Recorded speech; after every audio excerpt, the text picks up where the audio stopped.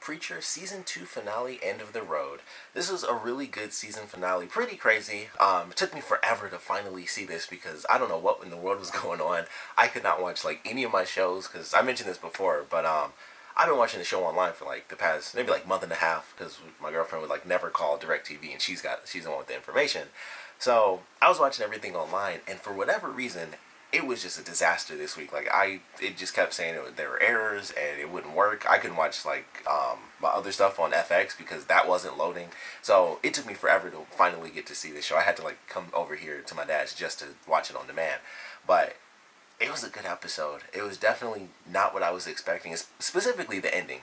That was like the last thing I would have expected them to do, and I thought that was great. And I cannot wait to see what that kind of brings to the show in the next season because they tease it in the beginning of the episode. We have, I guess it was like, early teens Jesse, and he's basically like, the front man to this location where it's his family, whatever the deal is. We still don't have an explanation for that, but like his actual family's land and stuff. So he has this lady where she lost her cat or whatever, and this woman who may or may not have been his grandmother. The way they did it, I couldn't tell if that was the same voice actress or the same actress in general because it was just her voice. But I couldn't tell if it was the same actress that he actually went to that was playing his grandmother in the other episode. It was kind of hard to tell for me. So I don't know if that was the same person or not, but she has this actual magical ability, and that was very interesting. I was like, okay, so she's this actual spirit person, like she can talk to spirits and actually bring things back to life.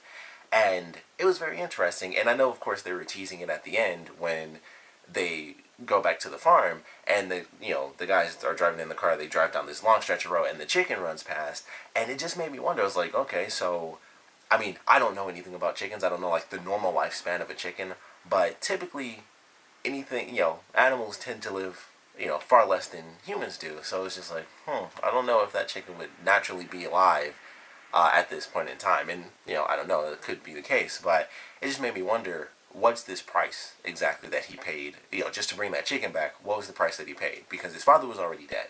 So what price did he pay all the way back then when he basically had nothing just to bring this chicken back? And what could he possibly pay now outside of his soul, I would think, unless that's what he did back then? And who knows, maybe he just forgotten or something like that, I don't know.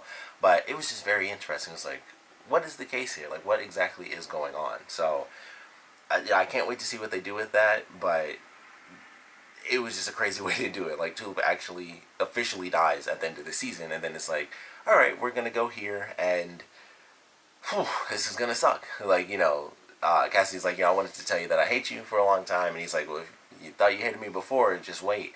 So I don't know how in the world things are about to play out, but I thought that was a great ending to like the actual season, like that just being the final moment where he goes back to this farm and it's like, yeah, she's coming back to life, but is he the one paying the price or is she the one paying the price, coming back to life when she probably shouldn't? So a lot of questions there, but I thought that was great. The way they did the whole story with him, of course, going into trying to be the Messiah with the Grail kind of teasing him and stuff like that and pushing him to be like this grand savior and stuff. Still don't know what's going on with him. There are a lot of questions by the end of the season because I thought we'd get an explanation as to why his powers didn't work on the Saint of Killers in the last episode. I thought it was the Grail that did that because it was to help, save him. I figured like, oh, maybe they took Jesse's soul out, and they kind of referenced that a little bit. That's what I was thinking, where when Jesse's like, he gets the voicemail and he leaves to go help Cassidy and Tulip. And Aristar's like, okay, once you do that, you come right back here and get your soul. And he's like, what? And then they take off. And, I thought maybe that would be like some sort of reference to him not being able to use his powers in the last episode. But I don't think that has anything to do with it. I just thought, they took that part of his soul from the Saint of Killers, and that's why it no longer worked. But when he tried to do it on, like the fake Armenians with the guns, that of course they had the blanks, it didn't work. It was the same thing. And I was like, oh, this wasn't the Grail affecting him, with the Saint of Killers. That was just some random issue. And at least that's what it seems like. They could decide that actually was the Grail the whole time. But, the way they did it with Aristar, where he asked him, like, why didn't you use your powers and stuff like that? I don't know. Maybe that could come up. Maybe that was meant to be that tease. I don't really know. But they do have that part of his soul He did say his soul, but I would assume he meant part of his soul, not like his entire soul, because when would they have been able to just take his whole soul out? But a lot of questions there. So we don't know why Genesis isn't working. We don't exactly know what price is about to be paid at the end of the episode. Of course, we have no idea what's about to happen with Eugene and also Hitler officially escaping. Very funny the way they did that. I was just like, wow, this is probably the silliest way they could have ended that, with them escaping hell. But it was really good too. They're going through this forest and stuff, and they ultimately end up escaping. And of course, they make it really silly. So it's all serious and stuff. And Hitler's like, you go to him, tell him you don't belong here. He'll, blow his horn. Boat will come in, get you some clothes. You go back, and you'll be where you belong. And Hitler's kind of like, you belong out there, I belong here. And that was pretty much it. So he takes off, and then, Eugene goes to, it was like basically the epitome of the Grim Reaper. And he's talking to him and stuff, and it just got so funny when he actually started to speak. Like, first off, he blows the whistle, and they talk about the horn and stuff, and he's like, oh, I don't know what that is. And then he's like, looks like they did a number on you, and he's like, oh, this is actually pre-existing. And it was just really silly, and the voice was not like super, it got demonic when, I totally forgot it, they actually said her name, but I forgot her name, but his voice was just so funny. It was just like so kind of simple and lighthearted for this creature where they, they don't even show the faces, like they cover it just all black. And it was just so funny to me. I was like, they made that so silly, but I love that sequence. And then she actually kills the dude with a harpoon gun, and Eugene is like, crap, I'm screwed. Like, she's gonna take me back just because, even though I don't actually belong here. Hitler comes in, knocks her out, helps Eugene get on the boat, and Eugene says, you don't belong here anymore. And Hitler is now back on Earth, and he bolts. I mean, they're in the bus, and it's sort of awkward. They're like, man, we had like this cool journey together, and then that was pretty much it. It was like, oh, cool. And so they're standing, and Eugene doesn't really know what to do next, and it's like, well, we can figure out what to do. It's like, my dad would get a real kick out of meeting you, which of course he doesn't know. The whole town is completely destroyed now. But he looks away, and Hitler just bolts. And then I thought he was going to die, I swear. I thought they were going to do it where he tried to take off from Eugene, and then he would actually die all over again just from, like, right then and get hit by a car. But he lived. His leg was just messed up, and he pushes the dude on crutches, and he just takes off. And Eugene is just like, well, shit.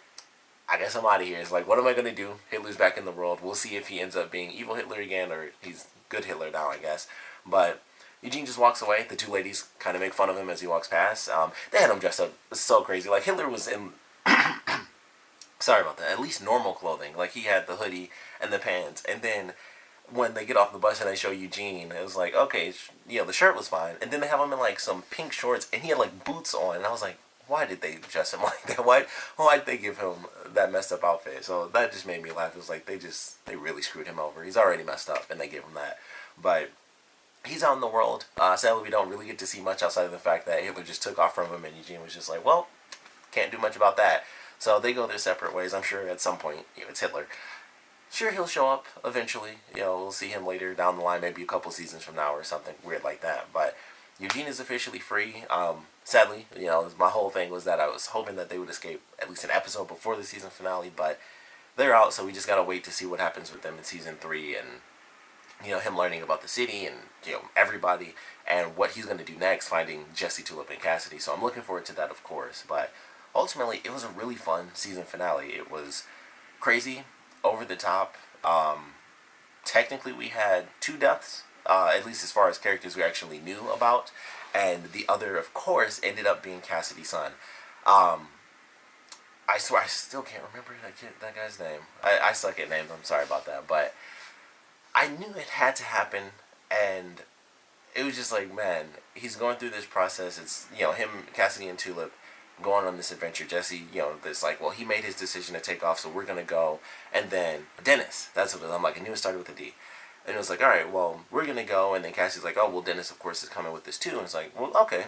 The 3 of us will go, and we'll just have this vacation. It'll be great for us. It'll be fine.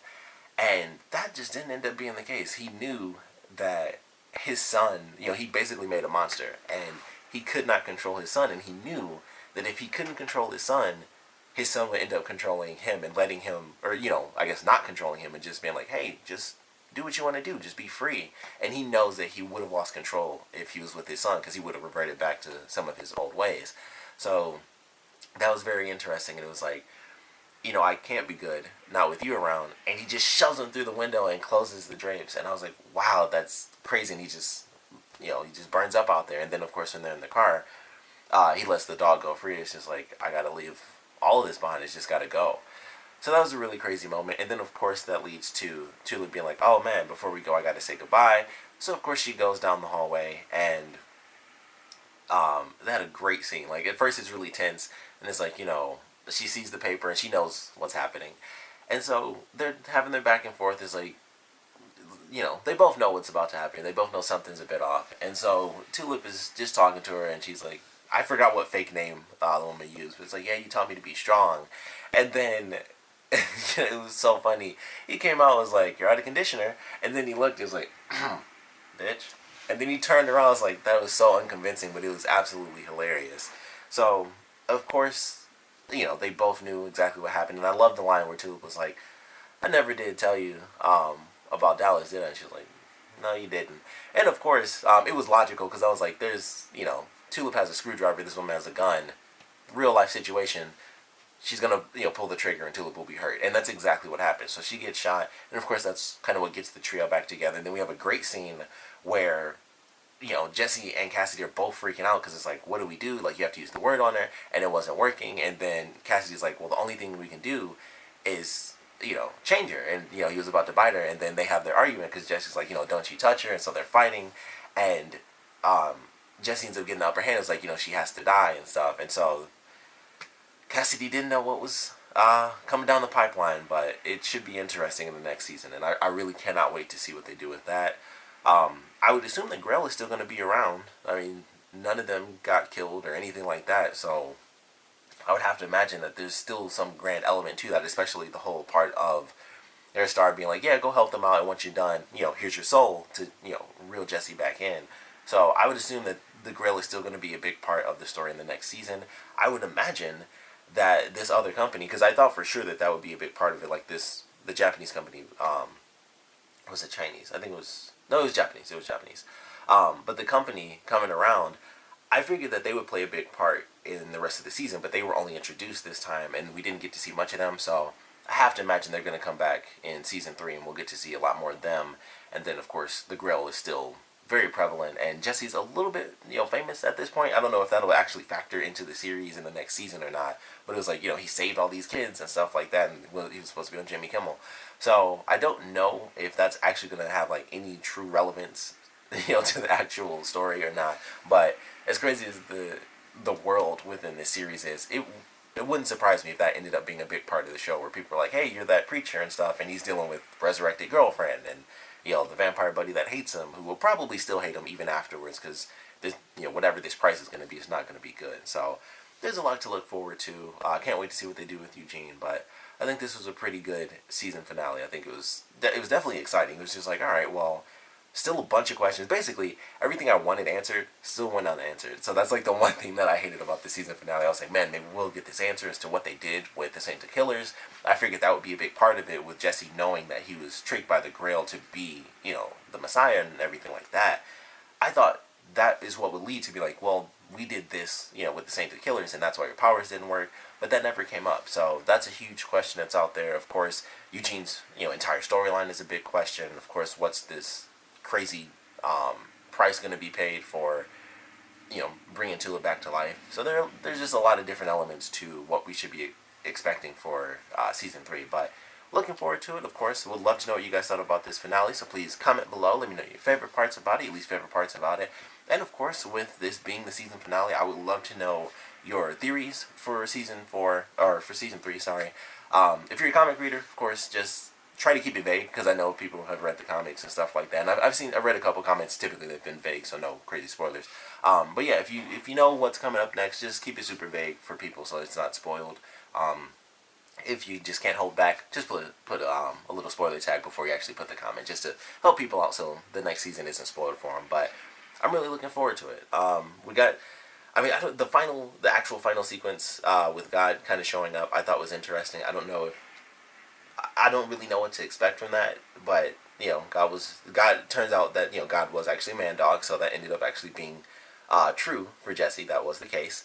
So, you know, we just get God you know, peeing, I guess, and then he comes out and it's just a full white light. I do like some of the little references they have because, of course, it starts off with the dog costume, but when it pans over to the bathroom, there's a little figure, and I can't think of his name, but the angel that was doing like the magic show, he had one of the dolls there, like sitting on the couch in front of the bathroom. I was like, oh, that's cool. They had that little reference, like he had that doll because he probably went to the show.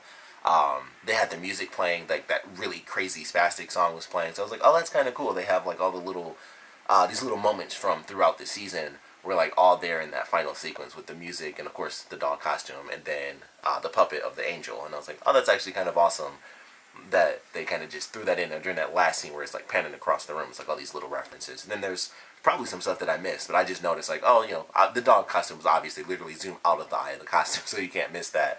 But it was like, oh, this is that crazy song, and then I noticed the puppet. So there may have been some other stuff, but I think those were like the three things during that little panning section where it was like, oh, here's just some of the little things that happened in the seasons. Like they were on the right track, following God the whole time. So I just thought that was actually kind of a cool little thing. Like, oh, that's just a pretty sweet reference. But like I said, would love to know what you guys thought about this finale, and of course what you guys are looking forward to for season 3. So please put your comments down in the comment section below, and of course, thanks for watching.